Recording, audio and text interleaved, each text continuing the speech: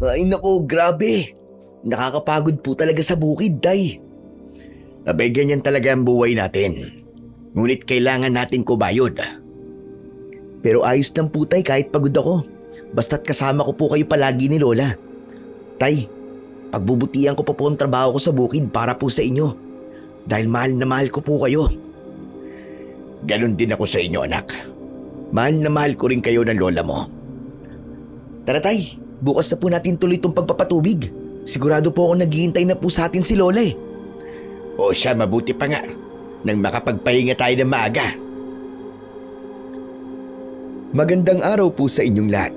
Lalong-lalo na po sa inyo, Sir Blair. Itago niyo na lamang po ako sa pangalang Carlo. Mahigit 50 taon na po ako sa kasalukuyan. At nangyari po ang karanasan kong ito nung ako ay nasa 20 pa lamang. May simple lamang po akong pamumuhay noon. Kasama ang tatay at lola ko. Isang hamak na magsasaka lamang ako na gusto lamang ay magkaroon ng tahimik na buhay. At may paniniwala rin po ako noon na ang katahimikan ay daan patungo sa isang magandang buhay. Ngunit may isang bagay ang bumasag po sa paniniwala kong yun na nagdulot ng isang bagay na talaga namang aking kinatakutan na ni sa panaginip ay hindi ko nanaisin na mangyari. Pakinggan po natin ang aking kwento. Tay, ano po ba talaga ang mga nilalang na tinatakasan natin? Bakit palagi na lang po nila tayong tinutugis? May nagawa po ba tayong masama sa kanila? Wala, anak. Wala tayong nagawa sa kanila. May mga bagay lang na hindi mo pa maiintindihan sa ngayon. Pero kailan po yun, Tay? Ilang beses na po tayo nagpalipat-lipat ng tirahan na. Nakakasawa na rin po. Apo, wag mo na lang muna kulitin ang tatay mo. Wala tayong magagawa dahil hindi simpleng nilalang ang mga humahabol sa atin. Kung ganun po pala, dapat niyo pong ipaintindi sa akin at sabihin po kung ano ba talagang dahilan nila. Kung bakit lagi nila tayong hinahabol. Hindi mo pa maiintindihan ngayon, Apo. Kaya nga po, Le, ipaintindi niyo po sa akin. Hindi na po ako bata ngayon. Sigurado naman po na maiintindihan ko na yun eh. Carlo, hindi ka na nga bata iyo. Pero hindi mo pa rin maiintindihan kung anong klaseng hayop ang mga yon. Tatay naman eh. O sige, makulit ka talaga. Sasabihin ko na sa'yo ngayon din. Ang mga halimaw na yon ay hindi mga tao. Mga aswang sila. At gusto ka nilang kunin sa amin dahil iniisip nilang ikaw ang nakatakda na umubos sa kanila. Ho? Ano po? Teka, paano pong ako? Eh wala naman po akong alam sa ganyan. O kita mo na. Hindi mo talaga maiintindihan.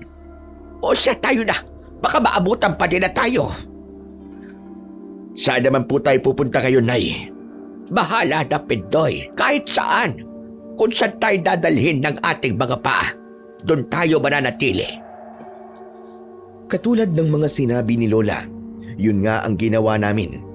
Wala kaming tigil sa paglalakad, araw man o gabi. Minsan naman nagpapahinga kami. Natutulog kami sa ilalim ng mga puno hanggang sa umabot na kami sa pangatlong araw namin sa paglalakad. Napadpad kami sa isang masulok na baryo. Napapalibutan yon ng mga bukid at matataas na puno, pati na ng mga bundok. Sa tingin ko, Pendoy, pwede na muna tayo rito. Magiging ligtas po kaya tayo rito, Nay? Lalong-lalo na ho si Carlo. Hindi ko alam, Pendoy. Pero sana, ito na ang maging huling paglipat natin. Palagi na lamang tayong pinapagod ng mga lintik na aswang na yan. Tama na yan, Nay. Halina ho kayo. Maghahanap po ko ng pwedeng tuluyan natin. Magbabayad po tayo kung sakali. Mabuti pa ka, Pendoy. At ako'y pagod na pagod na. at gutom na rin. Sige Nay, hali kayo. Hahanap na tayo ng kubo na rerentahan. Pero tay, wala na po tayong pera, di ba? Huwag mo na munang isipin yan, anak. Alam mo naman ako, magaling akong mambola pagdating sa mga ganyan-ganyan. Sige ho tay, sabi niyo po eh. Nang mga panahong yon, naglakad na kami palapit sa baryo. Agad namang nagtanong-tanong si tatay. Ngunit sa kasamaang palad, wala kaming nahanap. Pero isang sandali lang nang mapadaan kami sa isang malaking tarangkahan, ay may nakapaskil doon. Naghahanap daw sila ng magsasaka para sa malaking sakahan nila at libre bahay na rin. Aba tay, sakto po ito. Hindi na po natin po problemahin ng trabaho. Pasok po tayo dito, may pabahay pa. Pero teka lang anak, parang hindi magandang pakiramdam ko dyan eh. Tay naman, nangihina na rin po si Lola o, tignan niyo naman. Huwag niyo na pong isipin yung pakiramdam niyo. Nagugutom na rin po ako eh. O siya, oo na. Tara na, patusin na natin ito. Katulad ng mga sinabi noon ni tatay, pumasok kami ng tarangkahan. Dahil nakabukas yun, may isang tao kaming nakita. Matangkad, mahaba ang buhok at maputi na parabang hindi nagbibilad sa araw. Bossing, mawalang galang na. Maaari ba ako magtanong? Dahil sa sinabing yun ni tatay, humarap sa amin ang taong yun. Kinabahan ako nang masilayan ko ang mukha niya dahil may malaking galos ito sa mukha na parabang sinadya. Ano yun? Bossing, sino po bang may-ari ng palayan dito? Ako yun. Bakit mo na itanong? Nakita po kasi namin yung nakapaskil sa labas eh. Magtatanong po sana kami kung pwede pa pong mamasukan. Ganun ba? Marunong ba kayong magtanim ng palay? Maglagay ng pataba at magpatubig? At mag-aayos din kayo ng mga pilapil? Naku bossing, hindi niyo po na itatanong. Magaling po kami ng anak ko dyan. Sa katunayan nga po niyan eh. Yan po ang kinalakihan namin trabaho, kahit ako. Kung ganun, hali kayo. Dadaling ko na kayo sa matutuluyan nyo. Teka ho. Pasok na ho ba kami? Wala na po ba kayong ibang kailangan? Sapat nang marunong kayo sa lahat ng gawain bukid. Dahil yun lamang ang kailangan ko. Naku bossing, maraming salamat po sa inyo. Hulog po kayo ng langit sa amin. Huwag na kayong puro dada. Sumunod na kayo sa akin. Wala akong problema. Halina kayo anak. Nay, sumunod daw tayo.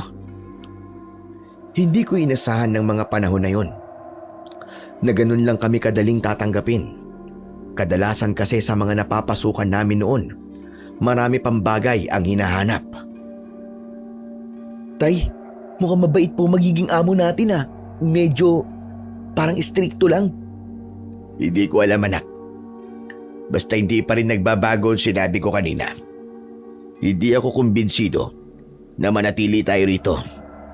Hindi magandang pakiramdam ko. Oh, bakit naman po tay? Ang bait naman po ng pakikitungo sa atin na magiging amo po natin ah. Hindi sapat na maniniwala ka lang kagad sa mga gusto mong makita.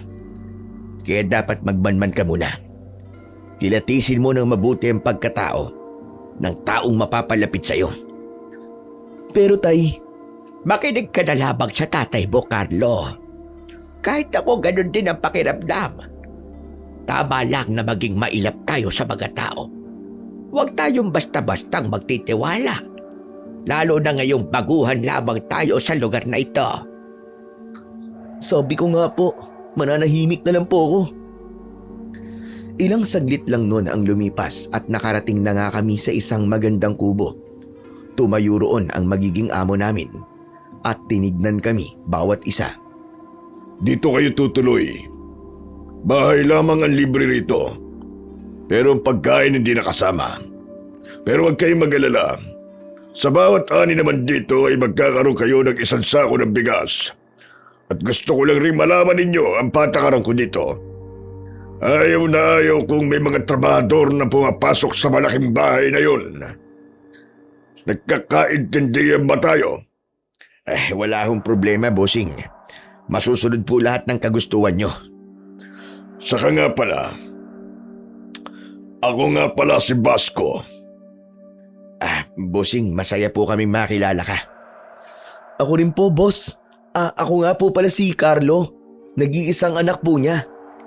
Ako naman ho si Carlita, nanay ni Pendoy at lola naman ni Carlo. Pinagagala ko kayo makilala. Sandali, matanong ko lang.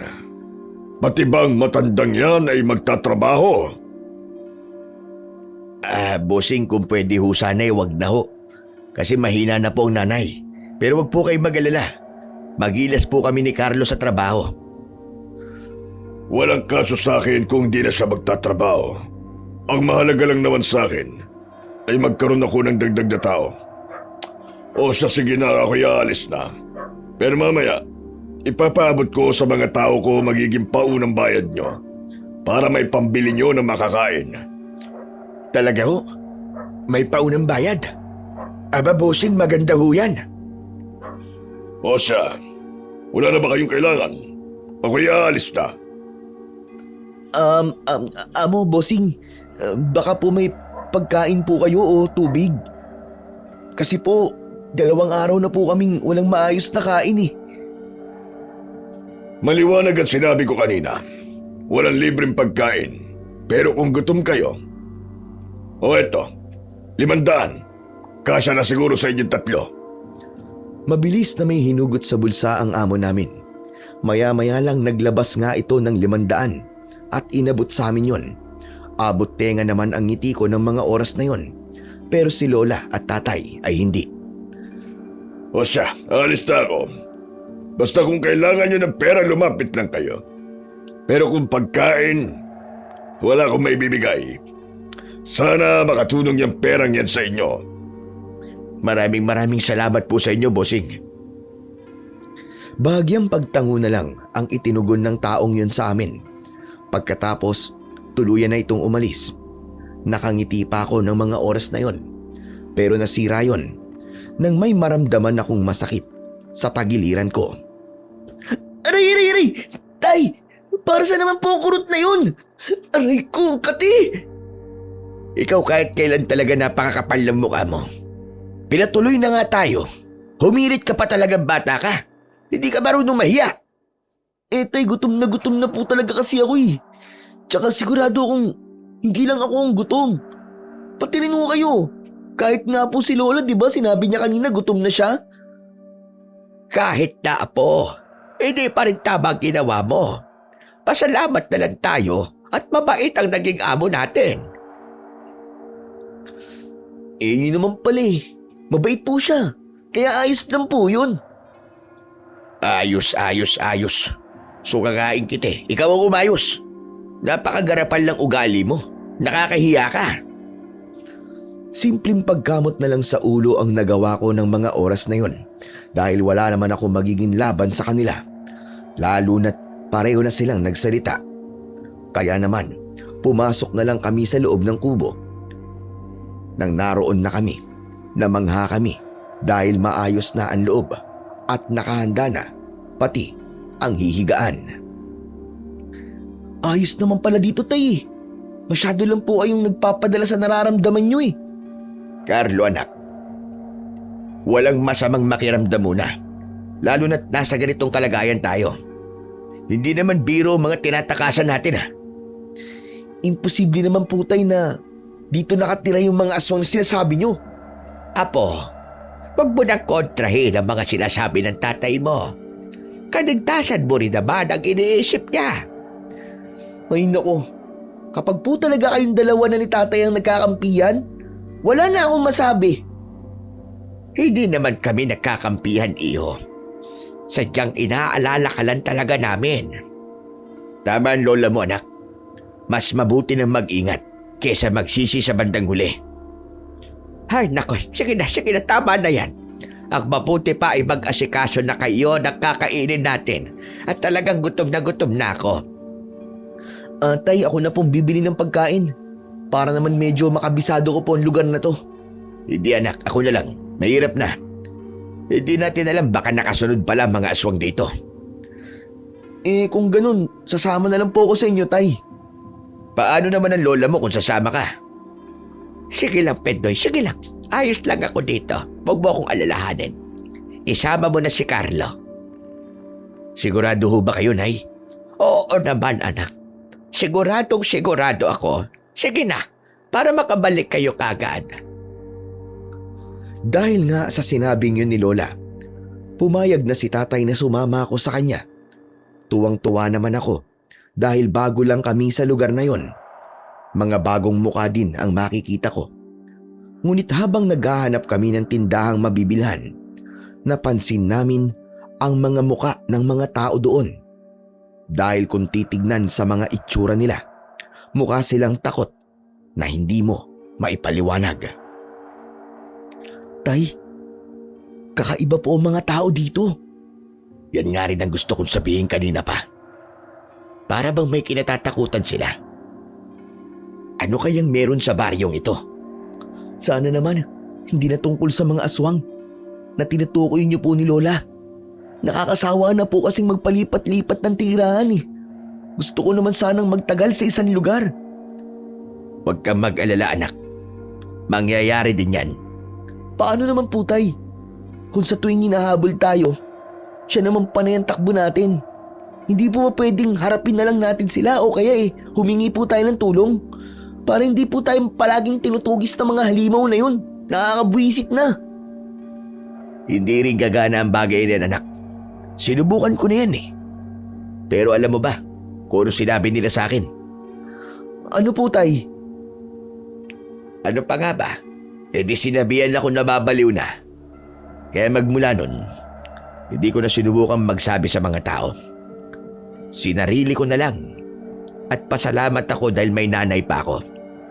Siya lang ang nakakausap ko tungkol sa mga bagay-bagay na hindi ako huhusgahan.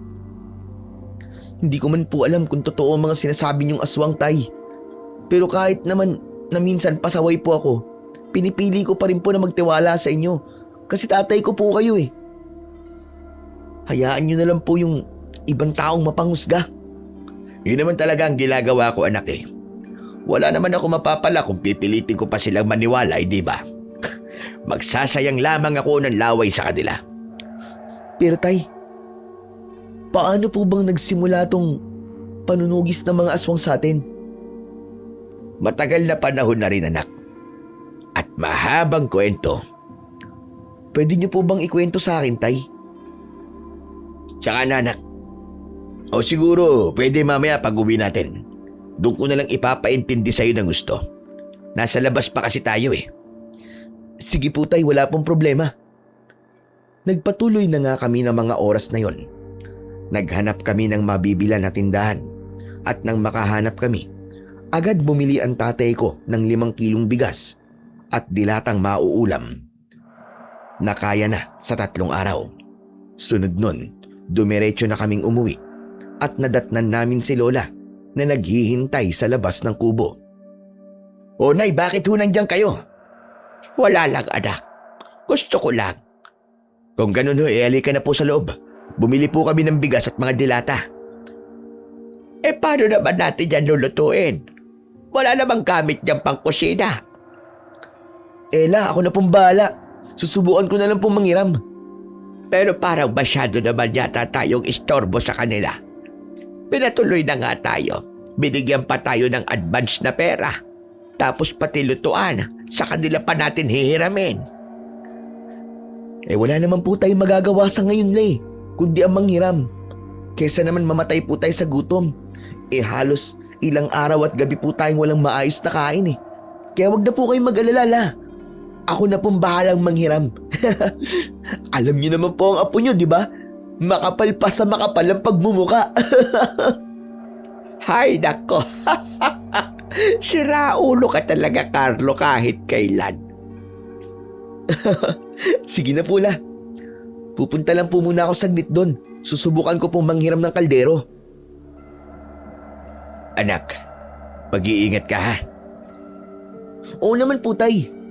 Ano po ba kayo? Diyan lang naman po ako sa labas. Sobrang lapit lang. Kaya bakit niyo pa ako pinag-iingat? Basta mag-iingat ka, anak. Katulad ng sinabi ko sa iyo kanina, hindi pa natin masyadong kabisado ang lugar na ito at wala pa tayong kilalang mga tao rito. Tumangu-tangu na lamang ako sa sinabi niyo ng tatay ko. Alam ko naman kasi na iniingatan niya lang ako. Pagkatapos naman nun, lumabas na ako at nagtungo sa malaking bahay. Hindi ako pumasok at hindi rin ako lumapit sa mismong pinto. Nasa labas lang ako at tumatawag ng tao. Tao po? Tao po, bossing? Bossing, nandiyan po ba kayo? Tao po! Ngunit kahit ilang beses akong tumatawag ng tao, wala pa ring lumalabas o sumasagot. Kaya naman lumapit na ako sa pinto at kasabay ng pagsigaw ko, ang malakas ko naman na pagkatok sa pinto hanggang sa may tao na nga na lumabas. Nandyan po ba si bossing? Sino ka? Bakit mo hinahanap si amo? Mga bagong tauhan po kami sa palayan. Hinahanap ko kasi siya kasi gusto ko sanang manghiram po ng maliit na kaldero. Bago lang po kasi kami rito wala pa po kami mga gamit. Ganun ba? Saglit lang, maghintay ka. Huwag kang papasok. Sige ho. Pumasok ulit sa loob ng malaking bahay ang taong nagbukas ng pinto para kunin ang hinihiram kong kaldero. Pero sa hindi sinasadya, may naiwan siwang ang pinto dahil hindi yun naitulak ng maayos. Dahil dun, may mga narinig akong sigaw at kung hindi ako nagkakamali, nasa 4 na katao sila. Isang babae at 3 lalaki. Humihingi sila ng saklolo. At kapag sumisigaw sila, para silang kinakatay na baboy. Diyos ko, ano yun? Bakit may ganun? Ilang sandali pa nga't lumabas na ulit ang lalaki. Dala nito ang isang kaldero at iilang mga pinggan at kutsara. Salamat po. Pero bakit po may mga pinggan? Tumawag ako kay amo. At sinabi ko nga ang pakay mo. Kaya sinabi niyang pati pinggan ay bigyan ka na. Ganun ho ba? Pakisabi na lang po kay bossing amo. Salamat po. Sige. Sasabihin ko. Pwede po bang magtanong? Ano yun? Ano hong pangalan nyo? Tawagin mo na lang akong dugong. Mamandugong, kanina lang po may narinig po akong sigaw ng mga tao sa loob ng bahay. Parang humihingi po ng saklolo Diyan po ba talaga nanggagaling yun? Napatigil ang taong yun nang itanong ko ang bagay na yun. Lumingon pa ito sa loob at muling humarap sa akin. Pero naging mas seryoso ang mukha nito. Dugong, may problema ba? Wala naman. Pero tungkol sa tanong mo, baka galing lang yun sa radyo. Mahilig kasi akong makinig habang may ginagawa. Ganun ba? Oo. O siya, may kailangan ka pa ba? Kung wala na, bumalik ka na dun sa kubo nyo. At marami pa akong gagawin. Sige. Pasensya ka na sa abala At salamat talaga dito. Hindi na ako kinibo ng taong yon. Basta na lang niyang sinira ang pinto ng malaking bahay. Kaya naman nagdesisyon na akong bumalik sa tinutuluyan naming kubo. At ang mga narinig ko naman, hindi ko na sinabi sa tatay ko. Alam ko kasi na mag-aalala na naman siya. Tay, nandito na ako. O anak, nakairam ka ba? Opo tay, tignan niyo po. Pati pinggan at kutsara binigyan tayo. Apa, pinanindigan mo na yata ang pagiging makapal na mukha mo. At pati mga pinggan ay meron kang dala. Grabe ka naman po sa akin la. Hindi po no. Kusa po itong binigay ni Dugong. Ano ka mo? Sino naman si Dugong, anak? Katiwala po yata ni Bossing. Siya po nagbukas ng pinto At siya din po nag-apot ng mga to. Ganun ba? Nagpasalamat ka ba sa kanya? Oo naman po, Tay. Ikaw naman iniisip niyo pa yata na hindi ako marunong magpasalamat ah. Hindi naman, naninigurado lang ako. Kasi naman tatay mo ko, kaya kilalang kilala ko ang ugali mo. O siya, tama na yan. Ang mabuti pa magluto ka na, Pendoy. At kanina pa talagang kumukulo ang sikmura ko. Napakahapdi na talaga. Sige, Hunay. Pasensya na at masyado kaming madaldal nitong apo nyo.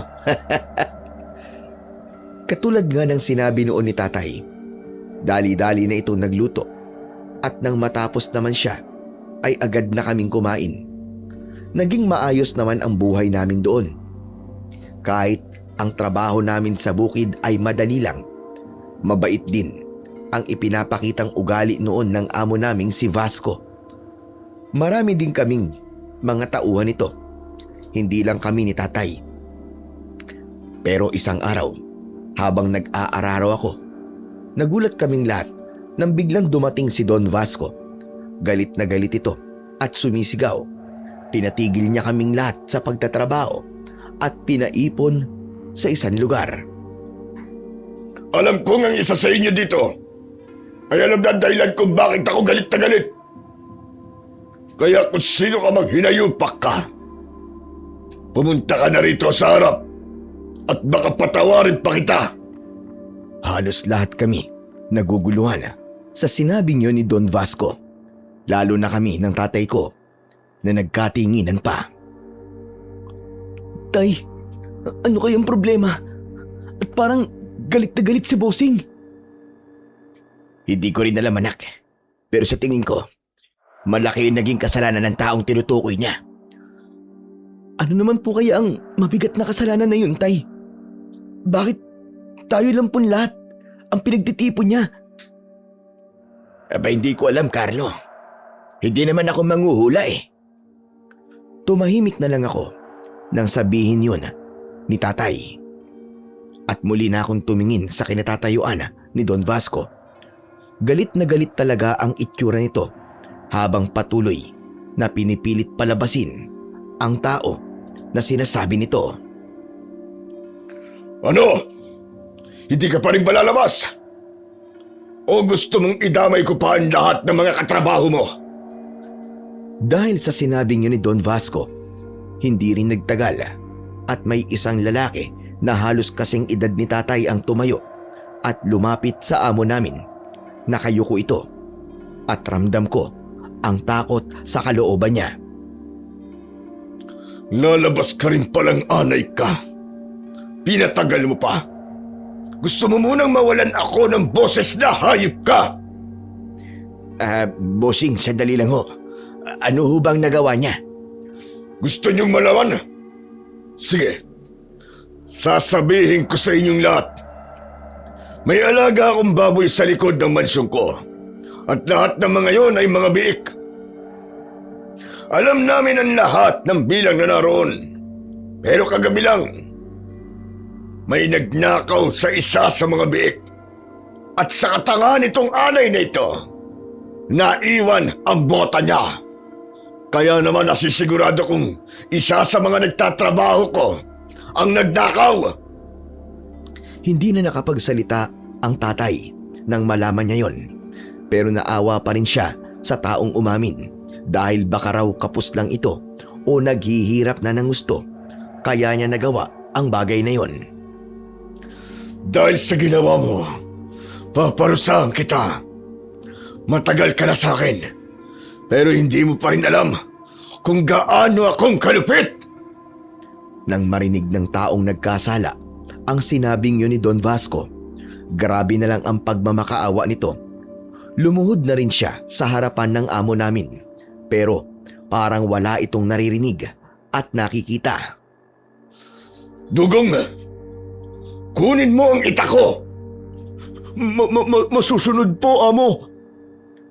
Hindi ko naman alam ang gagawin ng amo namin. Pero nakaramdam ako ng kaba at bigla ko na lang gustong tumayo para tulungan ang tao. Pero wala naman akong lakas ng loob para gawin ang bagay na yon. Dahil isang hamak na trabahador lang din ako sa malawak na palayan nito.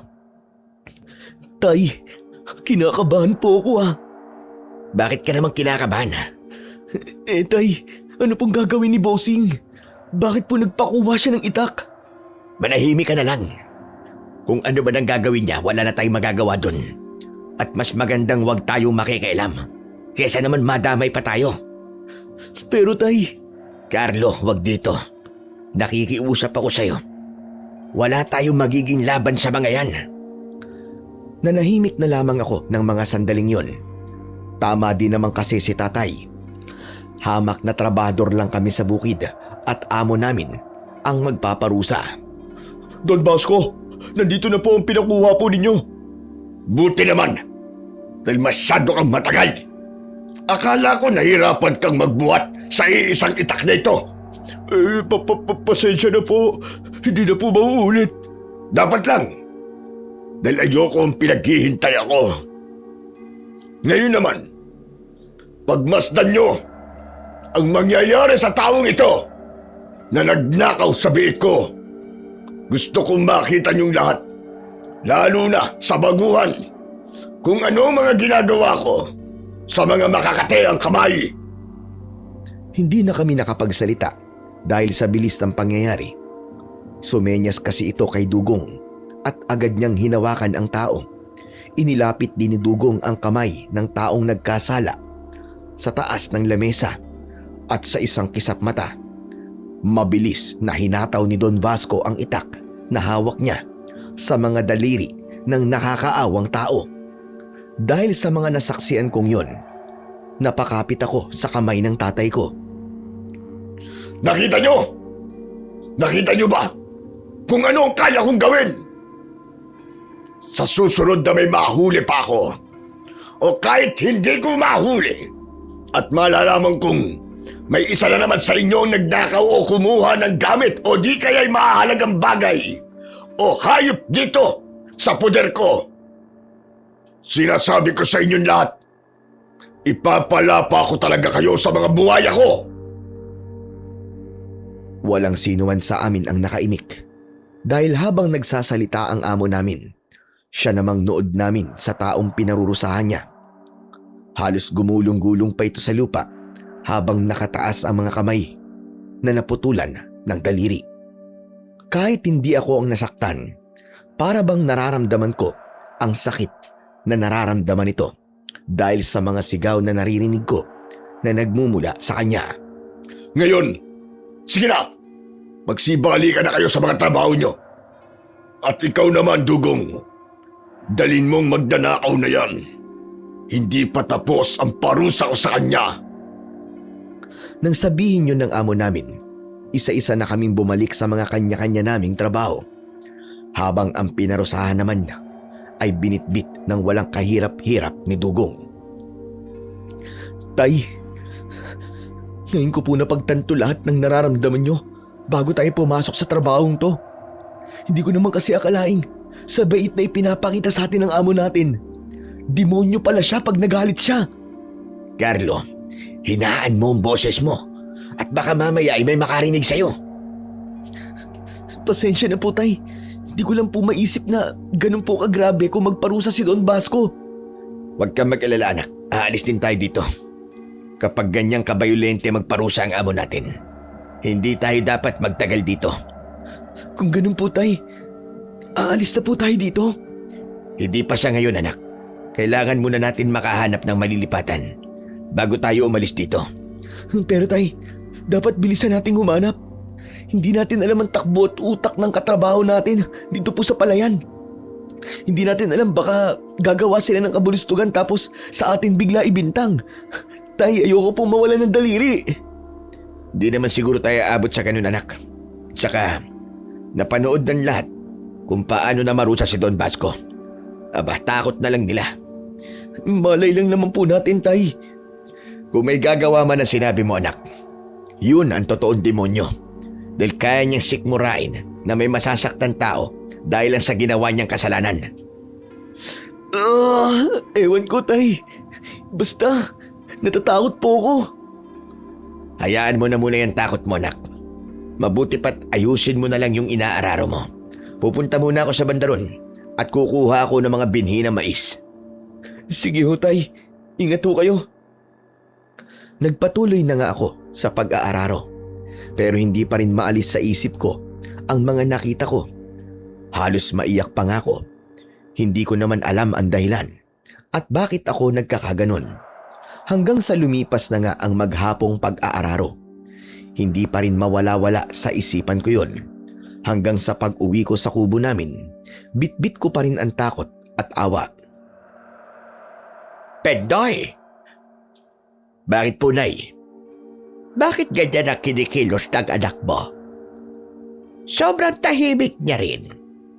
Natapos na tayo't lahat sa pagkain, pero hindi ko pa rin siya naririnig na magsalita. Na-trauma lang po siguro siya, Nay. Na-trauma? Bakit naman? May nangyari ba? Meron po, Nay, kanina. Oh, ano bang nangyari kanina? Ang amo po kasi namin. Grabe ho kung magparusa. At napanood pa naming lahat. Abay, bakit? Ano bang nangyari? May isa po kasi sa mga katrabaho namin ang nagnakaw daw po ng biik kay Don Vasco. Tapos umamin po yung tao.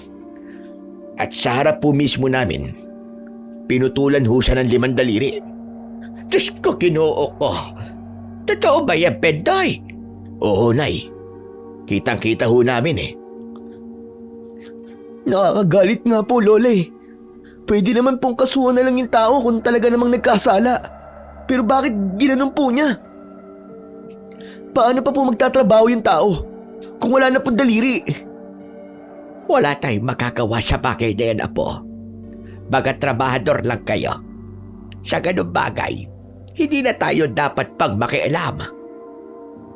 Pero hindi po ba siya naaawa sa tao? Sana inisip na lang po niya na baka kapos lang po sa pera yung tao kaya ginawa niya yun. Hindi naman po sa kinukonsinti ko yung ginawa ng tao. Pero dapat kahit konting awa man lang nagpakita siya. Hayaan mo na, anak.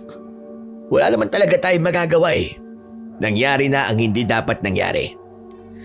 Sige na, maghilamos ka na lang at magpahinga na. Ginawa ko nga ang sinabi ni tatay. Kaya nang matapos na akong maghilamos, natulog na ako. Kinabukasan naman, maagang kumatok sa kubo namin si Dugong at ako ang nagbukas ng pinto. Oh, Dugong, ikaw pala. Anong sadya mo? Maaga kayong pinapatayo ni Don Vasco. Dumating na raw ang mga pataba. Ibaba niyo na raw sa truck. Teka, kami lang ba ni tatay? Hindi. Kasama niyo rin ang iba. Sa katunayan nga nandun na sila eh. Kayo na lang ang hinihintay. Naku, pasensya na, Dugong.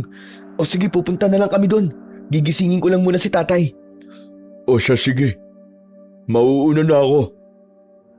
Nang makaalis na si Dugong, dali-dali ko nang ginising si tatay. At hindi pa man kami nakakapagmumog. Patakbo na kaming nagpunta doon. Natatakot kasi kaming magalit si Don Vasco, lalo na't narinig namin nung nagdaang araw na ayaw nito ang pinaghihintay.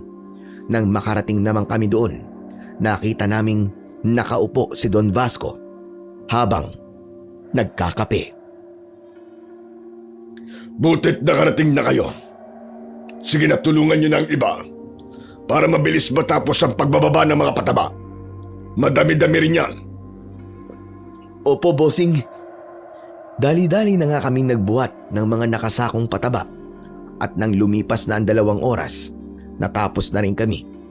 Kaya pinagpahinga ang ibang tao maliban sa akin.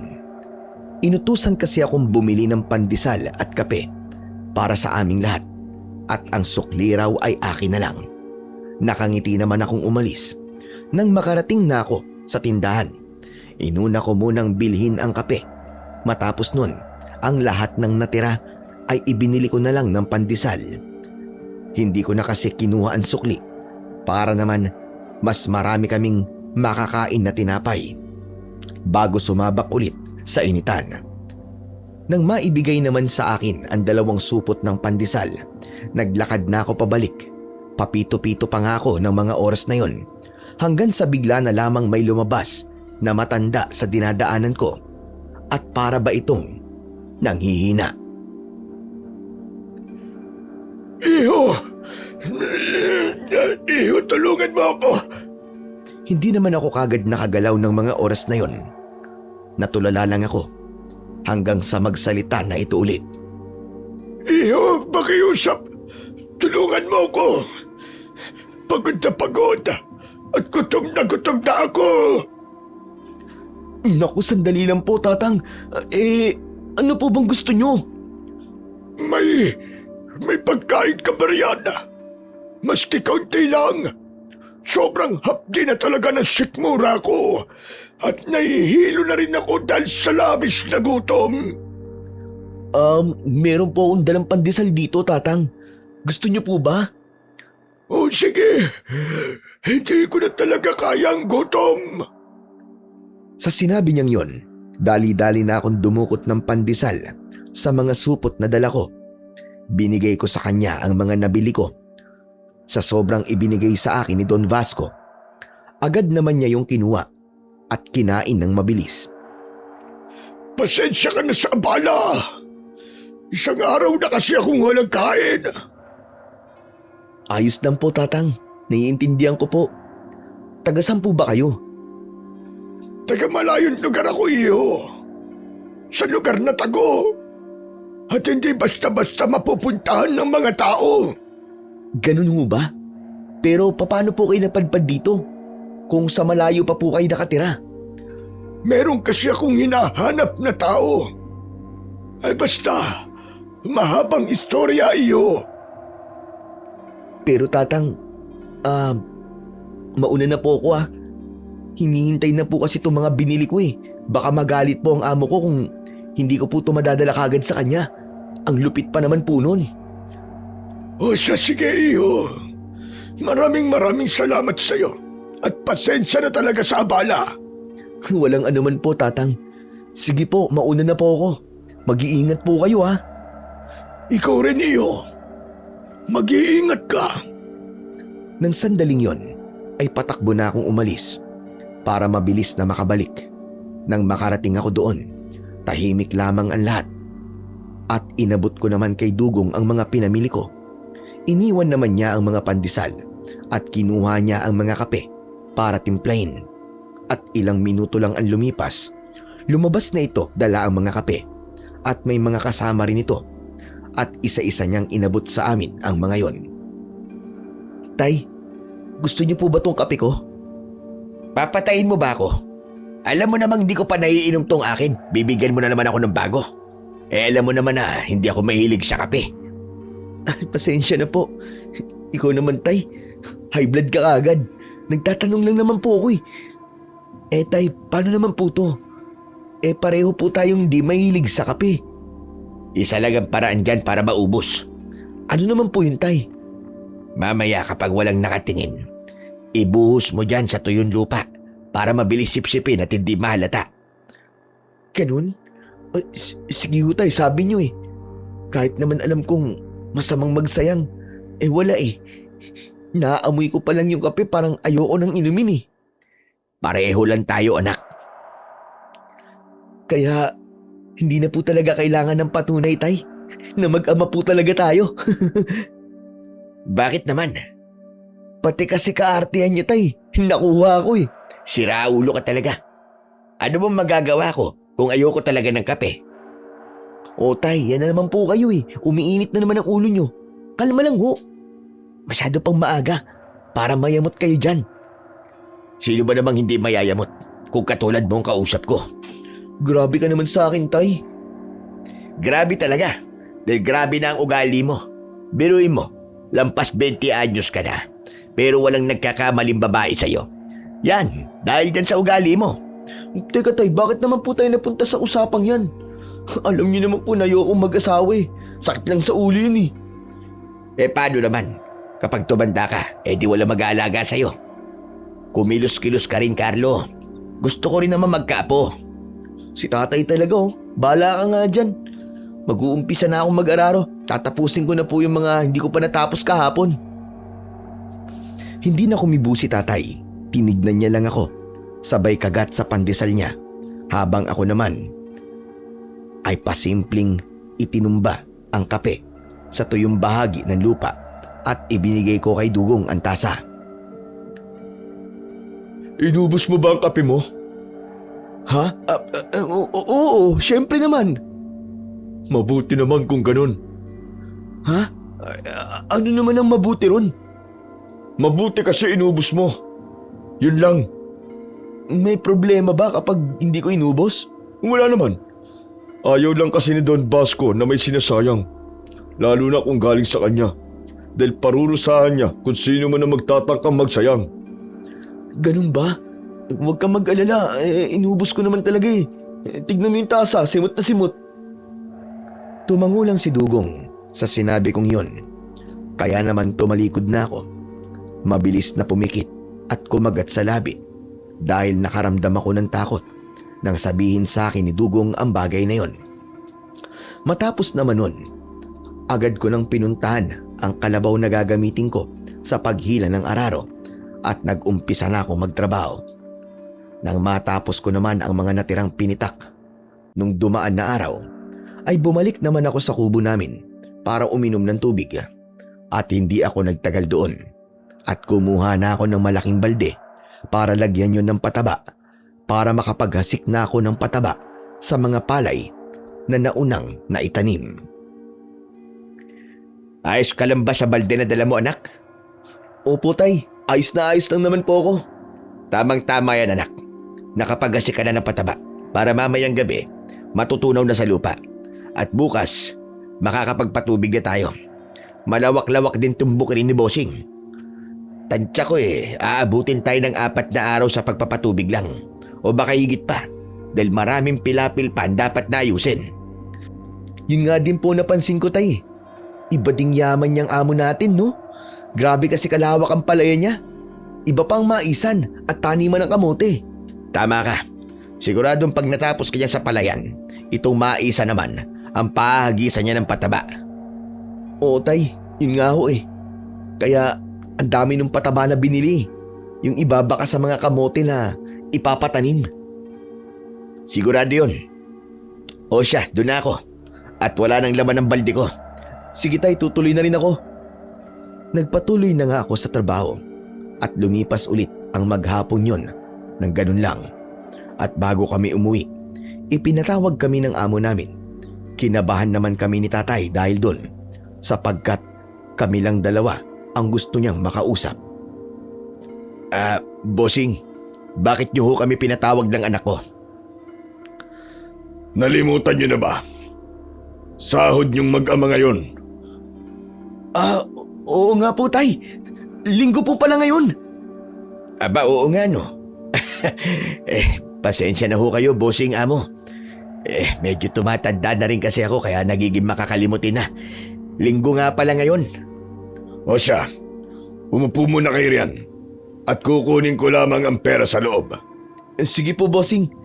Halika tay, maupo muna tayo dito.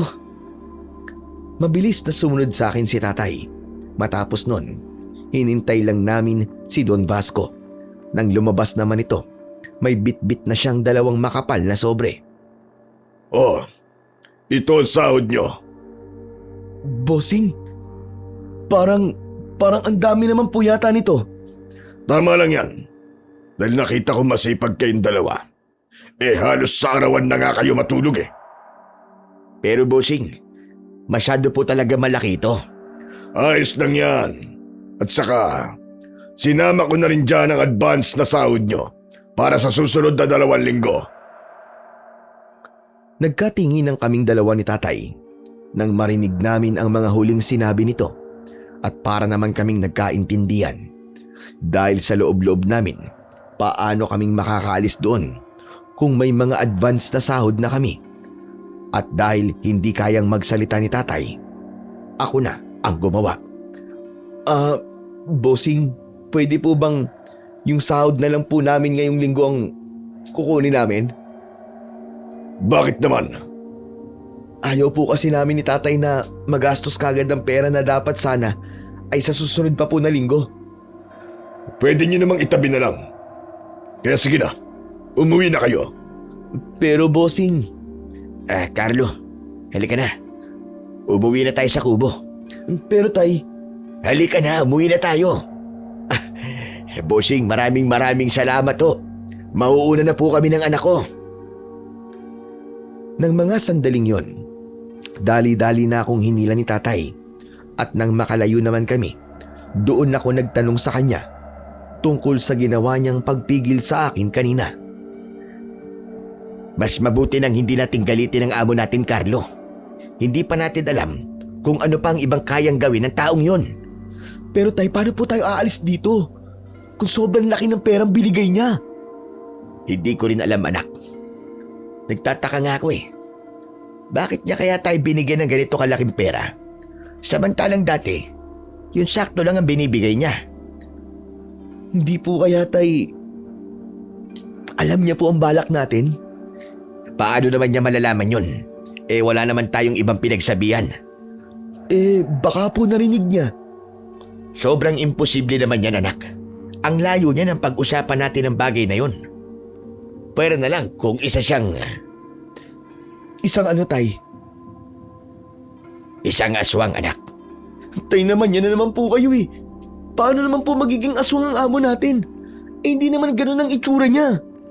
Hindi ko alam, anak. Basta ang problema natin ngayon, paano tayong aalis dito? Kung marami tayong balanse sa amo natin. Ay nako tay. Hindi ko na rin po alam eh. Nakakasakit na po ng ulo yung ganito. Habang nag-uusap kami ni tatay ng mga panahong yon, napahinto kami nang may dumating na itim na van.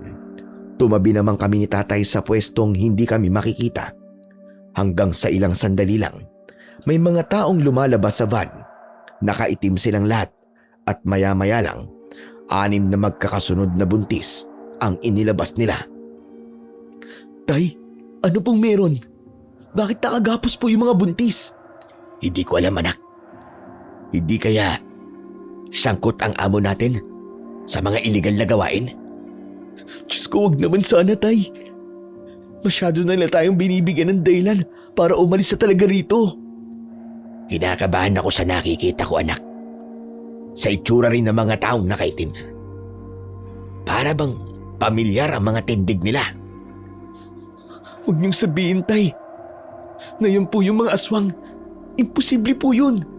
Ang alam ko sa mga aswang lumilipad hindi nakasakay sa van. Iba na ang panahon ngayon, anak.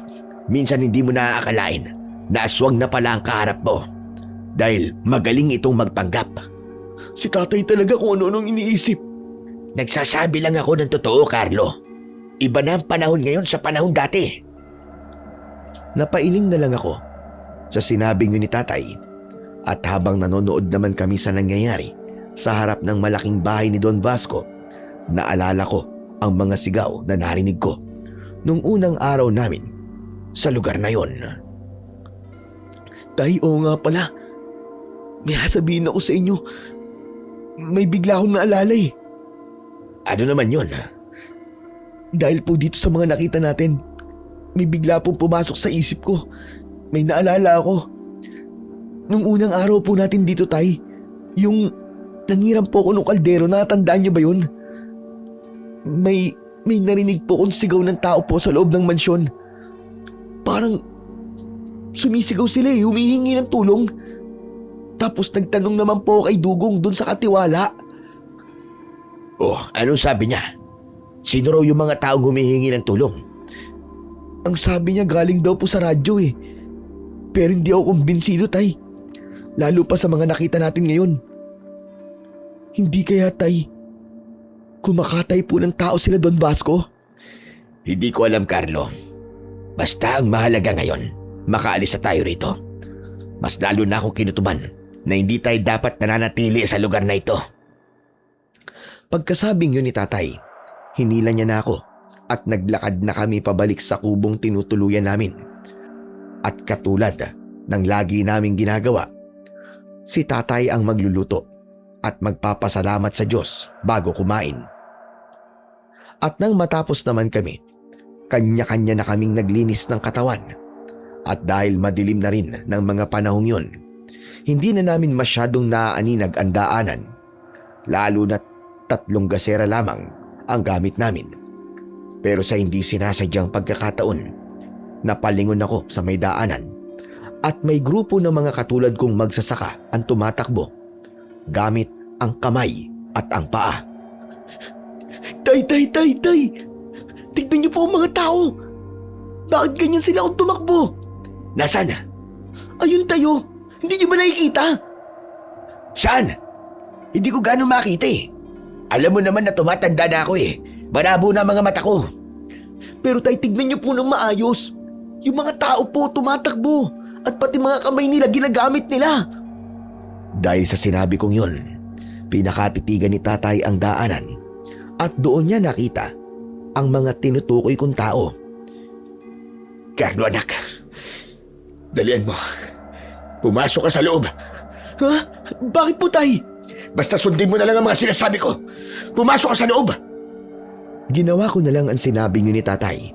Pagpasok ko, agad siyang sumunod at madiing isinara ang pinto at pati ang mga bintana. Oh, Penday! Ano nangyayari sa inyo? At bakit parang tarantang-taranta kayo mag-ama? Nay, hindi kayo maniniwala sa nakita namin ni Carlo. Nandito na po yung mga aswang na humahabol sa atin. Anong sinasabi mo? Nandito na po yung mga aswang na lakat. Diyos ko! Paano silang mabilis na nakaabot dito? Hindi ko rin po alam, Nay. Pero tay, di naman po nila tayo inatake. Dahil sa sinabi kong yun, natahimik ang tatay ko at binuksan muli ang mga bintana at muling humarap sa akin. Tama ka, Carlo. Sa tagal ng paghahabol ng mga aswang sa atin, siguradong alam na nila ang amoy natin. Kaya paano hindi nila tayo nakilala kanina? Yun nga din po ang iniisip ko, tay. Kaya imposible pong tayo ang pakay nila. Lalo na't nilampasan lamang nila tayo kanina. Sa tingin ko, Carlo, may hindi tama rito. Tama po kayo, tay. Kung ano ba yung iniisip nyo, iisang tabi nyo na lang muna yan. Hanggat hindi tayo ang inaatake ng mga aswang na yan, hindi tayo kikilos. Mahirap nang mapaghalataan. Hindi natin alam, baka malaking tao ang may hawak sa mga yan. Tay, tama po si Lola. Sa ngayon po, dapat kumilos lang po muna tayo ng normal at huwag matakot. Dahil sa mga aswang po mga yan, sigurado akong mararamdaman po nila kapag may takot po sa loob ng isang tao. Tama ka riyan, Apo. Kaya sige na. Magpahinga na muna kayo. Wala nang imik si tatay ng mga oras na yon. Kaya naman, nagdesisyon na akong mauna sa pagtulog. Masakit din kasi noon ng katawan ko dahil sa maghapong pagbubuhat ng isang balding pataba. Kinabukasan naman, nagising na lamang ako sa maiingay na tunog ng mga kutsara. Kaya dali-dali akong tumayo para tignan yon. Lola? Oh, Apo, gising ka na pala. Teka la, ang aga niyo po yatang nagising ah. Madilim-dilim pa po ah. Hindi ako ba agang nagising? Ano pong hindi? Ayan nga oh. Mulat na po ang mga mata niyo. Hindi nga ako maagang nagising. Dahil ang totoo niyan, wala pa akong tulog. Ano po? Bakit di po kayo natulog? Alam niyo po bang masama yan sa kalusugan niyo? Bawal ho kayo nagpupuyat. Pasensya na, Apo. Hindi lang ako nakatulog. Dahil binantayan ko kayo ng tatay mo. Dahil kasi sa nabalitaan ko kagabi na nandito na ang mga aswang na lakat. Nakaramdam ako ng takot. Naku naman la, ikaw po talaga oh. Iniisip niyo na lang po sana ang kalusugan niyo. Okay lang naman kami le. Tama na po yan. Ako na po ang tatapos yung ginagawa niyo. Ang mabuti pa po, matulog na po kayo. Sige na, ako nang bahala dito. Sigurado ka ba, Apo? Opo, la, sigurado po ako. Mas importante po ang kalusugan nyo. Kaya sige na po. Dahil sa sinabi kong yon, binitiwan na ni Lola ang ginagawa niya at niyakap muna ako bago humiga siya sa may katre. Maya-maya lang habang naguhugas ako ng mga pinagkainan nung nagdaang gabi, narinig ko na humihilik ito. Kaya naman, lumapit ako sa lola ko at kinumutan siya. Matapos nun, bumalik na ako sa ginagawa ko at sakto naman na natapos na ako. May taong tumawag sa labas. Tao po? Carlo? Gising ka na ba? Ang aga mo yata. Anong meron, Dugong? May mga sako-sako na naman ba kaming bubuhatin? Wala naman. Nandito ako para sabihin sa inyo na bukas na lang daw magpatubig. Ipahinga nyo na lang daw muna ang araw na to, sabi ni Don Basco. Ganun ba?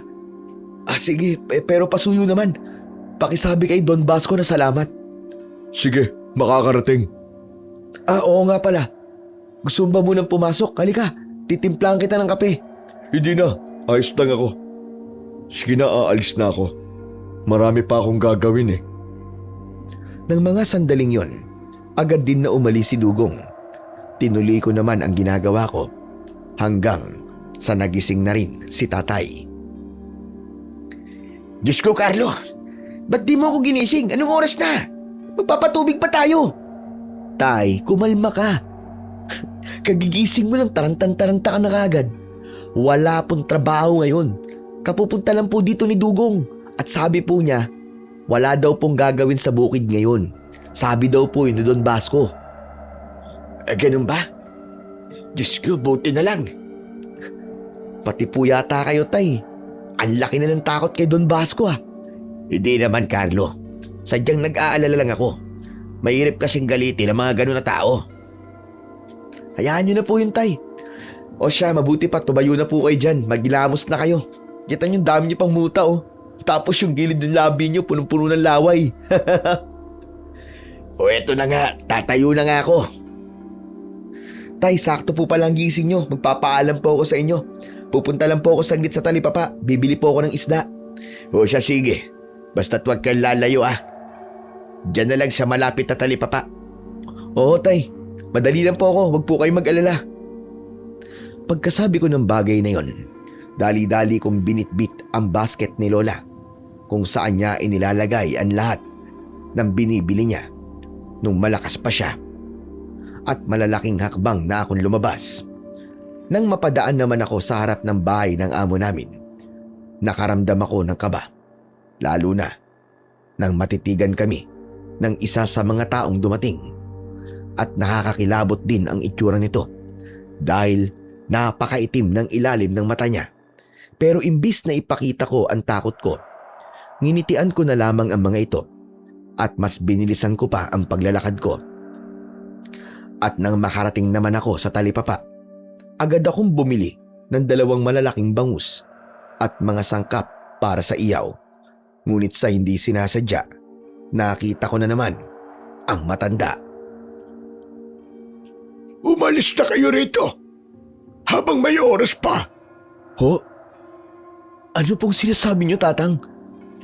At sabi ko umalis na kayo dahil naghahanda ng mga aswang para mapatay ang buong pamilya mo. Teka, Tatang. Paano niyo pong nalaman ang tungkol sa mga aswang? Dahil matagal na kitang sinusubaybayan, iyo. Ho? Ako po? O iyo. Pero ang kailangan mo lamang ngayon ay maniwala at pagkatiwalaan ako. Huwag kayong mag-alala. Mapagkakatiwalaan niyo ko. Hindi ako masamang tao. Pero Tatang, kailan ko pa lang kayo nakilala. Kaya, paano matagal niyo na po akong sinusubaybayan? At isa pa po, anong alam niyo po sa mga aswang? At bakit alam niyo po ang tungkol sa kanila? Hindi mo ko basta-basta maiintindihan, iyo. Makinig ka na lang. Talagang di ko po kayo maiintindihan. Ang gulo niyo po kasi kausap eh. Parang, ang dami-dami niyo po kasing alam sa amin. Hindi ko naman po talaga kayo kilala. Mahirap bang intindihin ang salitang matagal na kitang sinusubaybayan? Hindi pa kayo taga rito. Nakabantay na ako sa inyo. Ngayon lamang ako tuluyang nagpakita dahil napansin kong kahit alam nyo na nandito ang mga aswang na lakat, ay patuloy pa rin kayong nananatili. Hindi biro ang mga aswang na yan. Hindi nila hahayaang mahinog ang kakayahan. upang hindi mo sila mapatay. Kaya uunahin ka nila. Bago pa man ako makapagsalita ulit, narinig ko na sa likuran ko si tatay. Kaya naman, napalingon ako sa kanya. Sinong kausap mo, Carlo? Ito pong si... Teka, nasan yun? Nandito lang po kanina eh. May matanda po kanina dito tay, kausap ko. Nakita niyo po ba? Wala naman ako nakitang matandang kausap mo, anak. Nakita ko kanina na parang may kinakausap ka, pero ang akala ko, bata dahil natatakpan mo. Hindi tay, hindi po pwede magkamali. Nasaan yun? May matanda po talaga ang kausap dito kanina, maniwala kayo. Dahil nga, sa halata sa tatay ko na hindi siya naniniwala sa akin, tinanong ko na ang mga nagtitinda sa talipapa. Pero hindi daw nila napansin kung sino ang kausap ko. Ay naku, hayaan mo na, anak. Halika, umuwi na tayo. Sige ho, tay. Ay oo nga pala tay. Bakit po kayo sumunod? Nag-aalala kasi ako sa'yo. Lalo na't sa mga nakita natin kagabi. Hindi ko masabi kung ligtas pa tayo rito. Tay, kung umalis na po kaya tayo dito. Aba, himala. Ikaw na mismo nagsasabing umalis na tayo. Samantalang noon, kahit anong sabihin ko, ayaw mong umalis. Ano ba nakain mo? Nauntog ba ang ulo mo? May dahilan po kasi ako, tay. Hindi ko po alam. Matapos ko po makausap yung sinasabi kong matanda, bigla ko napagtanto ang panganib na nag-aabang sa atin habang nananatili po tayo dito. Sige anak, pag-usapan na lang natin yan pag uwi sa kubo. Tay, gising na po ba si Lola nung iwan niyo po? Tulog pa eh. Ang lakas ka ng hilik. Tay naman, bakit niyo po iniwan na mag-isa si Lola? Alam niyo naman pong natutulog pa siya. Nag-alala nga ako sa'yo. Ang tagal mo kasi. Kaya ko naman pong umuwi mag-isa eh. Hindi naman po ako lumpo. Paano kung dumating yung mga aswang dun? Paano kung si Lola lang po ang pag-initan nila? Hindi kayang umatake ng mga aswang sa kubo natin, lalo na kung araw. May nilagay akong proteksyon doon na nanggaling pa sa isang matandang matalik na kaibigan ng pamilya natin. Pero kahit na po tay, aswang yung mga yun eh. Anong laban ni Lola dun? Mahina na po siya, matanda na yun eh. Teka nga anak, bakit ba takot na takot ka na sa mga aswang ngayon? Akala ko ba hindi ka ganong naniniwala dun. Si tatay naman oh. Wala naman po akong sinasabi na hindi ako naniniwala sa mga aswang. Ano ba? Ay wala ba? Oo. Nagkakaganito lang po ako kasi natatakot ako sa mga sinabi ng matanda sa akin eh. Ang mabuti pa kaya tay, bilisan na natin. Natatakot po ako na baka mapahamak si Lola eh. Hindi na nga ako nagpatumpik-tumpik pa at iniwan ko na si tatay at tumakbo ko para makauwi kagad. At habang dumadaan ako sa malaking bahay, saglit kong nasulyapan ang mga mata ng mga tao sa mansyon. Ganun rin si Don Vasco. Masama ang titig nito sa akin habang bumubuga ng usok ng tabako. Ngunit dahil nagmamadali ako, agad ko na lang na inalis ang paningin ko doon at diretso ko sa pagpasok sa loob ng kubo. Lola Clarita? Oh, Carlo! Ano pa nangyayari sa iyo? Diyos ko, kinabahan po ako. Bakit naman? Ano ba nangyari? Wala naman po. Buti na, gising na po kayo. Hindi ko alam sa katawan ko, Apo. Ayaw talaga akong patulugin. Kaya ayan, tumayo na lang ako. Si Lola talaga oh. Ang tigas po ng ulo nyo. Ay, nako. Nagsalita ang hindi matigas ang ulo. Di naman pula. Oo, hindi ngayon. Dahil ang laki mo na. Malapit ka na ngang mag-30. Pero wala ka pa ring asawa. Ayan na naman po kayo, Lay. Ayan na naman tayo sa asawa na yan eh. Ilang sandali pa nga't dumating na rin si tatay. Hinihinga nito at agad na uminom ng tubig. Ay, nako. Hindi ko na alam ang gagawin ko sa'yo, Carlo. Bakit po, tay? Anong bakit, Hutay? Tinakbuhan mo ko Alam mo naman na hindi ko na kayang gawin kung ano man ang kaya mong gawin. Pasensya na ho, tay. Nag-alala po kasi ako kay Lola eh. Buti pa kay nanay nag-aalala ka. Samantalang ako, iiwan mo lang ng basta-basta. Nakakasama ka ng loob ah. Si tatay naman parang bata. Alam ko naman na kaya niyo po ang sarili niyo eh. Sa laki po ng katawan niyo, imposible pong hindi niyo sila matatalo sa isang sapak lang. Kaya niyo sila. Eh si Lola po, baka itulak lang siya, mapilayan na. Sa payat ba naman ng katawan ni Lola? Abay sira ulo tong batang ito. Akala ko pa naman magandang sasabihin. Yun talagang nag-aalala sa akin. Iinsultuhin lang pala ako. Si Lola naman, nagbibiro lang po ako. Agad naman po kayo nagtatampo. Hay nako, tama na nga ito. Ano ba yung mga pinamili mo? At ako na magluluto. Bangus pula. Gusto ko po sana kumain ng inihaw eh. Aba, tama yan anak. Dapat sinamahan mo na rin siyang buting alak. Total wala naman tayong trabaho eh. Kaya dapat mag-relax tayo kahit isang araw lang. Gusto niyo po ba? Eh, sige o, bibili po ako. Hindi na anak. Ako na lang ang bibili. Samahan mo na lang ang lola mo rito. Sige ho tay, sabi niyo po eh. Nang sandaling yon, umalis na si tatay. Masaya pa nga itong naglakad para bumili ng alak. Kampante naman ako ng mga oras na yon dahil hindi naman kami inatake ng mga aswang na nakita namin nung nagdaang gabi. Pero umabot na lang ng tanghali at luto na ang lahat ng pagkain ay wala pa rin ito. Kaya doon na ako nakaramdam ng kaba. Hindi ko naman din maiwan ang lola ko dahil wala itong kasama. Nasa na po kaya si tatay? Tanghali na, bakit wala pa rin siya? Eh sabi niya bibili lang siya ng alak. Kahit ako garin, ay nag-aalala na sa tatay mo. Sundan mo na kaya siya? Ayoko la, paano po kayo? Ayos lang ako, apo. Huwag mo akong alalahanin. Kaya sige na, sundan mo na ang tatay mo. Hindi na po muna la. Baka uuwi din maya-maya si tatay. Dito na lang po ako. Mas magiging panatag po ang loob ko kung nasa tabi ko po kayo. Hay nako. Nasa na ba kasi ang tatay mo na yan? At hindi niya alam na merong mga taong nag-aalala sa kanya rito sa bahay. Baka may inuman po sa labas la. Tapos naharang po siya. Alam niyo naman po yun eh, kapag may inuman eh, hindi niya po tinatanggihan eh. Pero wala naman siyang kakilala rito. Halos tayo-tayo lang naman. At mula nang mapadpad tayo rito, wala pang ibang taong kinausap ang tatay mo. Baka naman po sila bossing la.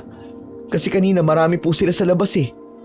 Baka kaya hindi kami pinagtrabaho kasi maghahanda si bossing. Pero apo, hindi pa rin tayo sigurado. Nag-aalala na ako para sa tatay mo. Baka pwedeng hanapin na natin siya. La, sige ganito na lang po. Kapag hindi pa po siya umuwi hanggang mamaya, hahanapin ko na po talaga siya. Pero sa ngayon, halina po kayo, kumain na po muna tayo. Hindi na nga kami mapakali noon ni Lola. Hanggang sa natapos na kaming kumain, wala pa rin si tatay. Hindi na nga alam ni Lola ang gagawin niya. At halos paikot-ikot na lamang ito sa loob ng kubo.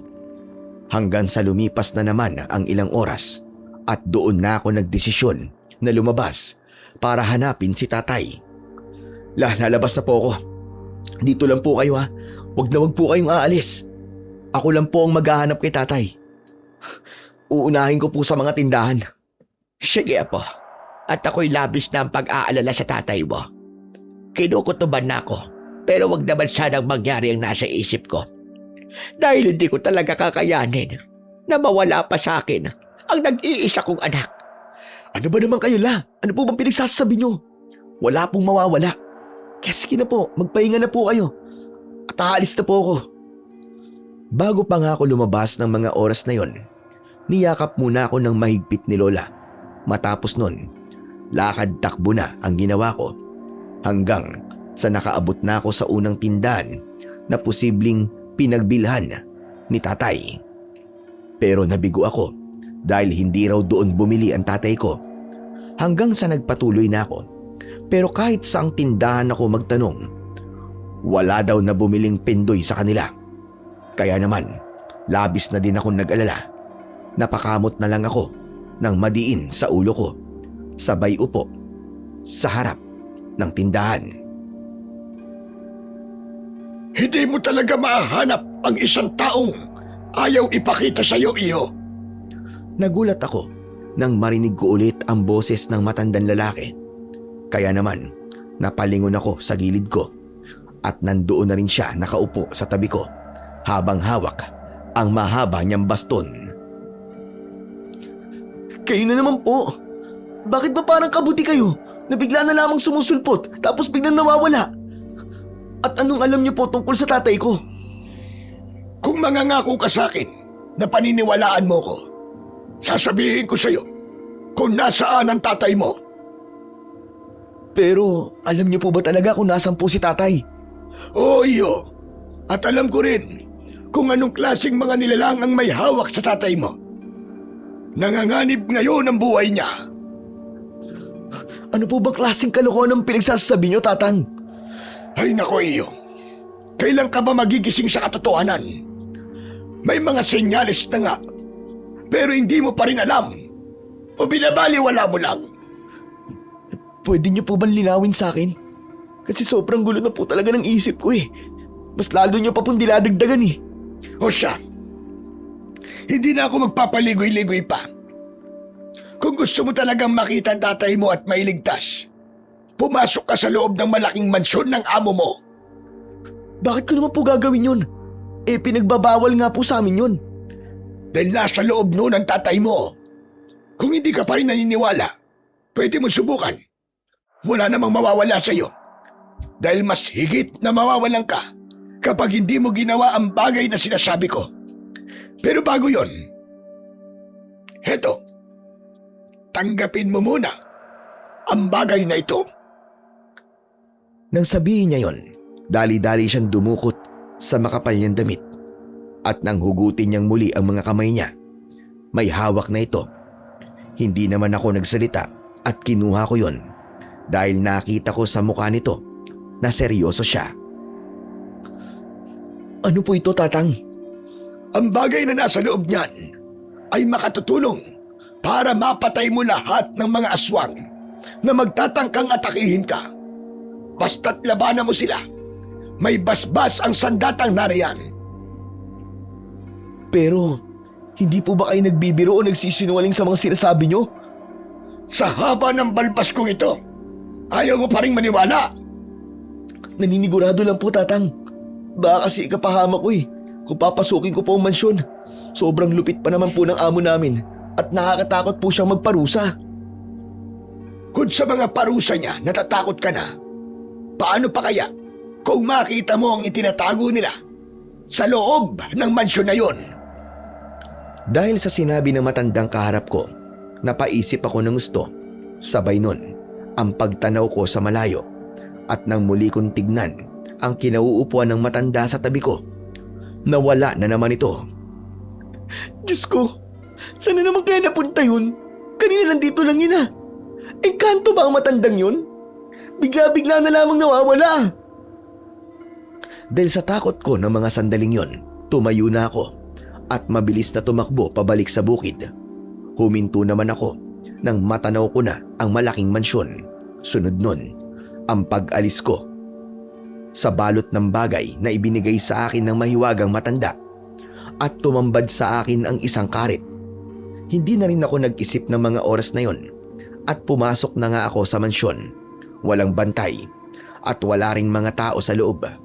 Kaya nakakuha ako ng pagkakataon para maglibot hanggang sa nakaabot ako sa isang silid. At hindi ko pa man yun nabubuksan, naamoy ko na ang masangsang na amoy na para bang nabubulok na karne. At nang tuluyan ko nang mabuksan ang pinto, doon tumambad sa akin ang karumal-dumal na bagay na kahit nasa panaginip ay hindi ko maisip na makikita ko dahil ang mga buntis na inilabas sa van ay nakatali. Ang isa sa kanila ay hati sa mismong gitna ng katawan. Ang iba naman sa kanila ay wala na ang sanggol sa sinapupunan. At ang lalaki na pinurusahan nito sa harap namin nung nakaraan ay bukas ang ulo at wala ng utak. wala na rin silang buhay habang mulat na mulat ang mga mata. Anak ng putya! Anong klaseng mga halimaw mga nakatira dito? At bakit ganito ang ginawa nila sa mga buntis? Hindi na sila naawa. Napakaraming buhay ang pinatay nila. Hindi na nga ako nagtagal sa silid na yon. Naglibot pa ako at wala naman ako nakitang tao sa mga silid hanggang sa may nakita akong pinto sa lapag. Nang buksan ko yun, may hagdan pababa at doon ko nakita ang tatay ko, duguan at maraming galos sa katawan. Wala itong malay habang nakatali sa makapal na kadena. Tay! Diyos ko, tatay ko! Tay! Tay, anong ginawa nila sa'yo? Nang sabihin ko ang mga salitang yon, gumalaw ang tatay ko.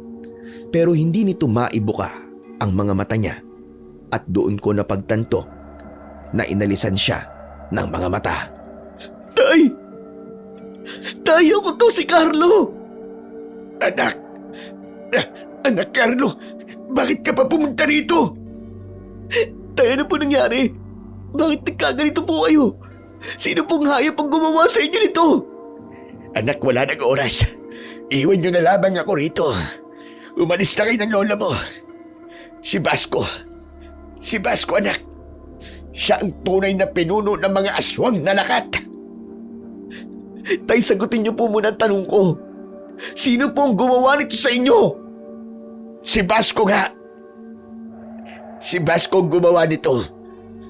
Ang mga lalaking nakitim kahapon na dumating ay ang mga aswang na tumutugi sa atin. Nalaman nilang narito tayo. Dahil nakita ka nila kaninang umaga. Kaya anak, umalis na kayo ng lola mo. Hindi, Tay. Hindi ko po kayo iiwan. Hindi po kahit kailan. Hindi ko po iniisip na mababayaan kayo. Aalis po tayong tatlo dito ni Lola. Nang ligtas. Nang mga sandaling yon, nakaramdam na ako ng galit. Kaya naman, pinilit kong alisin ang mga kadena na nakatali sa tatay ko. Inalalayan ko siya at aakyat na sana kami. Pero narinig ko ang boses ng mga hayop na halimaw. Kaya naman bumulong si tatay sa akin na magtago muna kami sa ibaba at magkukunwari siyang nakatali pa rin. Ganun naman ang ginawa ko at nagtago ako sa parteng makikita ko pa rin ang tatay ko. Dugong! Bakit nakabukas ang pinto ng basement? Pinuno, bago po tayo lumabas kanina, isinara ko pa yan eh. Sigurado po ako doon. Kung ganun, sinong nagbukas? Ako? Ayusin mo yan. Kung ayaw mong kilitan kita sa leeg. Oo po, Pinuno. Ayusin ko na po. Kasabay na mga huling sinabing yon ng hayop na si Dugong ay ang mga hakbang ng paa na papalayo. Maya-maya lang nakita ko si Dugong na bumaba. Lumapit siya sa tatay ko at inilabas nito ang mahaba niyang dila. Dahil sa'yo, napagalitan na naman ako ni Pinuno. Kaya dadagdagan ko pa ang mga sugat mo. Hindi ko naman na hinayaang masaktan pang muli ng aswang ang tatay ko. Kaya nang saktong lalapat na ang dila nito sa balat ng tatay ko, agad ko yun na nahawakan. At bago pa man makasigaw si Dugong, mabilis ko nang hiniwa ang balat ng bibig niya. At hindi pa ako nakontento noon dahil ipinalupot ko pa ang sarili niyang dila sa kanyang leeg at hinila ko siya para bumalandra sa sahig. Matapos nun, hindi na siya nakagawa pa ng ingay dahil galit na galit kong pinagsisisipa ang ulo niya hanggang sa mabarag ang kanyang bungo. Hindi ko hahayaan saktan ng pangmuli si tatay. Sino man sa inyong mga hinayupa kayo? Kasunod ng mga sinabi kong yun, inalalayan ko na ulit si tatay at inalam ko kung wala bang haharang sa amin sa paglabas at sa kabutihang palad, wala naman. Kaya, maingat kong nailabas si tatay at nang nasa labas na kami, dumiretso muna kami sa kubo at naroon ang lola ko. Hawak niya ang rosaryo niya at nakapikit. Nang imulat niya naman ang mga mata niya at nakita kami, bigla na lamang itong humagulgol sa pag-iyak. Diyos ko! Ano nangyari sa tatay mo? Lola, wala na pong oras para magpaliwanag. Baka malaman po ng mga aswang na naitakas ko na si tatay. Pero bago sana nila yung malaman, gusto kong nailayo ko na kayo rito. Ano ba pinagsasasabi mo, Apo? Nay, makinig na lang po kayo sa apo nyo. Wala na po tayong oras. Dahil sa sinabi ni tatay, sumunod na si Lola at maingat ko silang inilabas sa lupain ng hayop na si Vasco. Pumasok naman kami sa kakahuyan at sa bilang ko, nasa kalahating oras na kaming naglalakad at bigla na lamang sumulpot ang matanda at itinuro niya kami sa isang kuweba. Dito iyo! Dito mo dalhin ang pamilya mo! Hindi na ako nagdalawang isip dahil napatunayan na ng matanda ang intensyon niya sa amin. Kaya naman sinunod ko siya at ipinasok ko si tatay at si Lola sa loob ng kuweba. At doon, hiniga ko ang tatay ko na nanghihina pa rin. Ako nang bahala sa tatay mo. Huwag kang mag-alala. Walang mangyayaring masama sa kanya. Maraming salamat po, tatang. Kasunod ng bagay na yon, tumayo na ako at akma na sanang lalabas ng kuweba. Pero nagsalita si Lola. Apo, saan ka pupunta? Babalik po ako doon at bibigyan ko sila ng leksyon sa ginawa ni... Sorry po. Babalik po ako doon at pagbabayarin ko sila sa ginawa nila nakasatrabaho. One more. Babalik po ako doon at pagbabayarin ko sila sa ginawa nila sa tatay ko. Apo, mapanganib pagkagawin mong yan. Wala na po akong pakialam sa panganib na yun na. Sinaktan nila si tatay at dapat may managot sa bagay na yun. Kaya papatayin ko sila. Papatayin ko si Vasco. Hindi ko na hinintay pa na magsalita si Lola. Patakbo na akong bumalik sa kinaroroonan ni Vasco at pagdating ko doon, nakita ko siyang nakaupo sa labas at humihitit ng tabako. Hindi ako nagkamali. Nararamdaman ko talagang babalik ka. Hayop ka, Vasco! Demonyo ka! Kalma lang. Wala naman akong ginagawang masama. Huwag ka na magmamangmangan pa, Diablo ka! Inalisan niyo ng paningin ng tatay ko. Binugbog niyo pa siya. Tapos sasabihin mo wala kang ginawang masama, demonyo ka! Ano sa tingin mong ginawa mong yon? Ginawa ko ba yun? Parang wala naman akong maalala. Pasensya ka na. Mabilis kasing ako makalibot. Huwag kang mag-alala. Dahil itong gagawin ko sa'yo, sisiguraduhin kong maaalala mo to hanggang sa impyerno! Ang tapang mo naman masyado. Isang hamak na magsasaka ka lang naman. Anong kayang gawin ng kagaya mo? Ang magtanim? Akala mo ba natatakot ako sa'yo? Hindi ba? Sa naalala ko, pinatutugis mo ko o ang pamilya namin dahil natatakot ka na baka mahinog ang kakayahan ko at ako mismo ang papatay sa'yo. Manahimik ka! Bakit? Totoo naman ah! Ang sabi ko, manahimik ka! Nang mga sandaling yon, nasaksiyan ko kung paanong magbago ng anyo ang halimaw na si Vasco. Nagkaroon ito ng kulay itim na balat at mahahabang kuko. Nagkaroon din ito ng matatalim na ngipin. At kitang-kita doon ang kulay dilaw na kulay nito. Sunod nun, lahat ng mga kasama niya ay nagbago rin ng anyo. Akala mo ba kapag nagbago ka ng anyo ay katatakutan na kita? Ni hindi ako paninindigan ng balahibo sa'yo, hayop ka! Bakit? Sigurado ka bang hindi ka natatakot? Kahit na kailan, hindi ako matatakot sa agaya mo. Isang hamak na halimaw ka lang na mataas ang tingin sa sarili. Hindi na nga nakapagtimpi pa ang aswang na si Vasco at sumugod na ito sa akin habang ang mga kasama naman ito ay nakatayo lang habang pinapanood kami.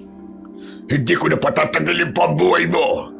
Dahil sa gabing ito, sisiguraduhin kong maliligo ka sa sarili mong dugo!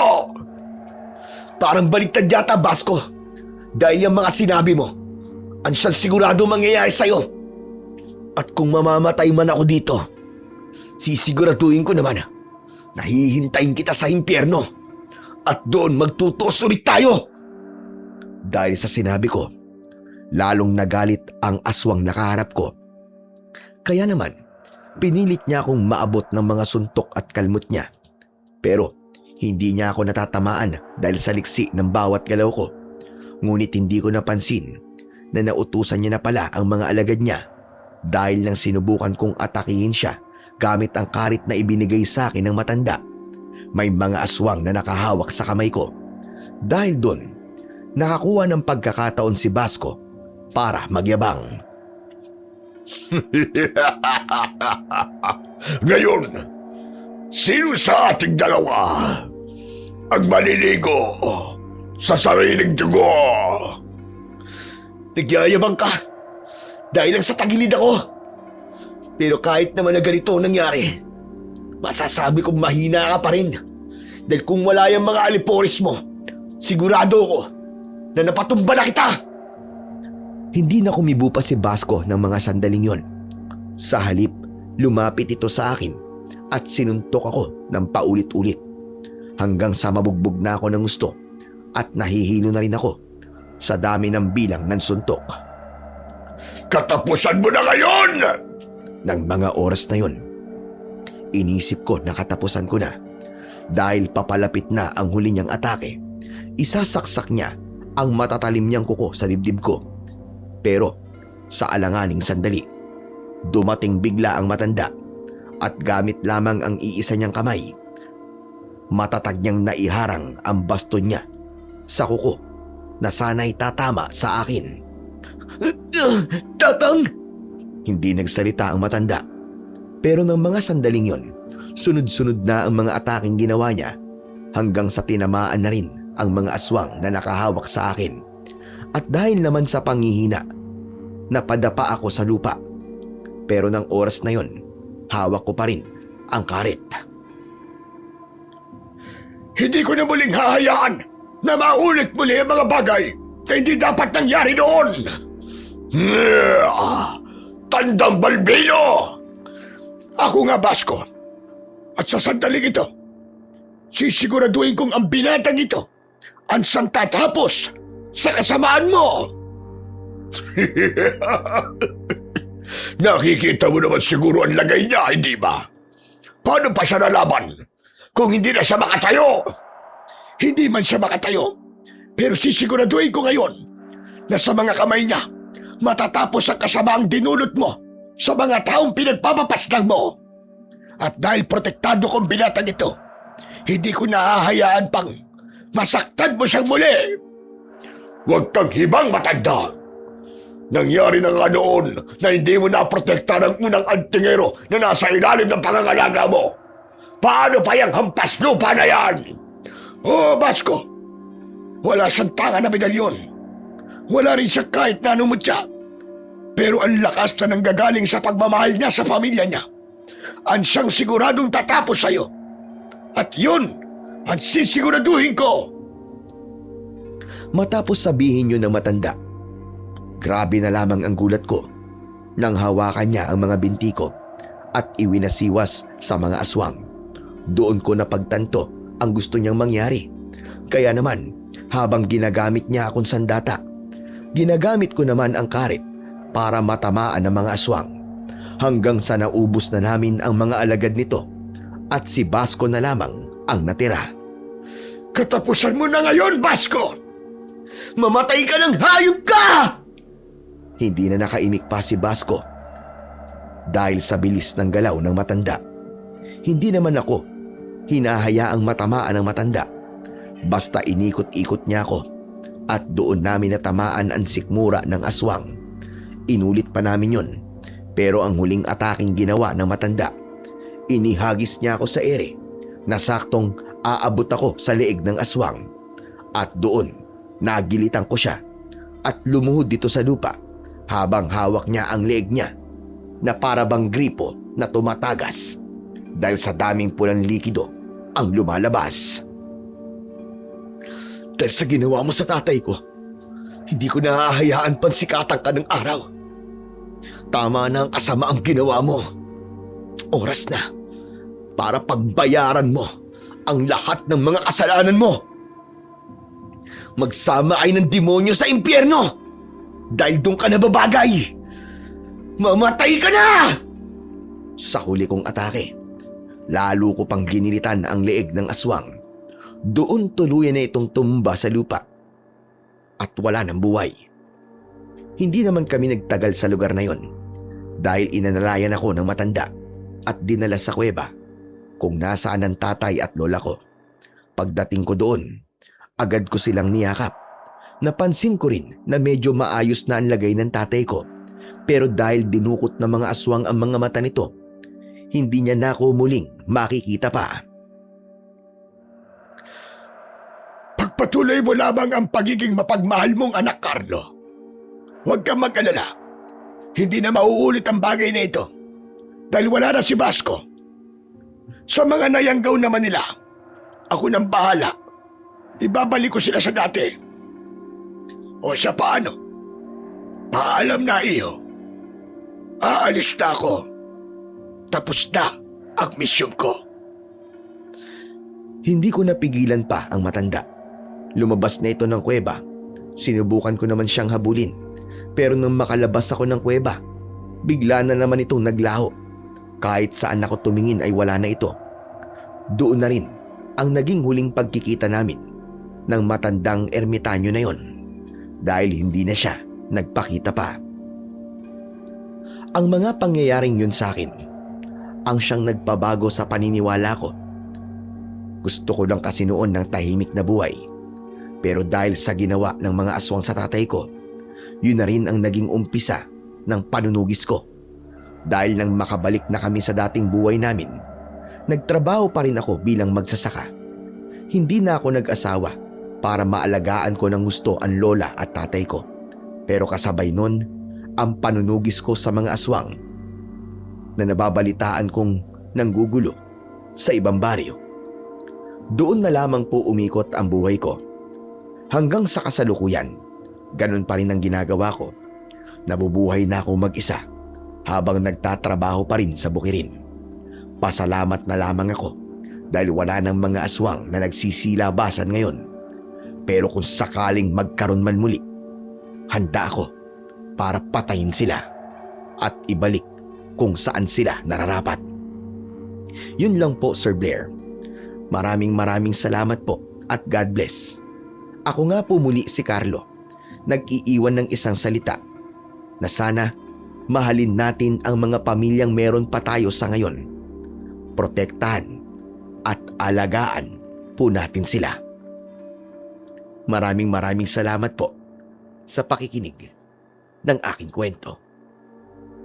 Hanggang sa muli.